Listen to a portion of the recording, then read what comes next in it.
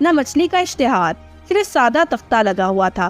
لیکن مچھلی کی خوشبو سونگ کر اس دکان میں گھسنا ہی پڑا۔ اندر جا کر دیکھا تو ہماری آنکھیں کھل گئیں۔ 20 آدمی چھوٹی چھوٹی میزوں پر بیٹھے مزے سے تلی ہوئی مچھلی اور آلو کی قتلے اڑا رہے تھے۔ سب کے منہ میں مچھلی سے اور آنکھیں خوشی سے لبریز تھی۔ وہ پرانا بوڑھا دکاندار جس نے اپنی تمام زندگی مچھلی تلنے کے فن پر غور کرتے کرتے سرف کر دی تھی، مسکراتا ہوا ہماری طرف آیا اور ادب سے جھک کر بولا، لاؤں میں مچھلی؟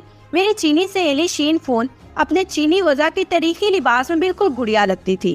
اس کی آنکھیں بھی گڑیا سے تھی۔ اس نے شوق سے کہا، ضرور لے آؤ 2 پلیٹیں۔ مگر میں نے دکاندار سے حیرت ہو کر کہا، بھائی تم نے اپنی دکان کا نام اور اشتہار کیوں نکال دی اور سادہ کالا تختہ کیوں لگا رکھا ہے؟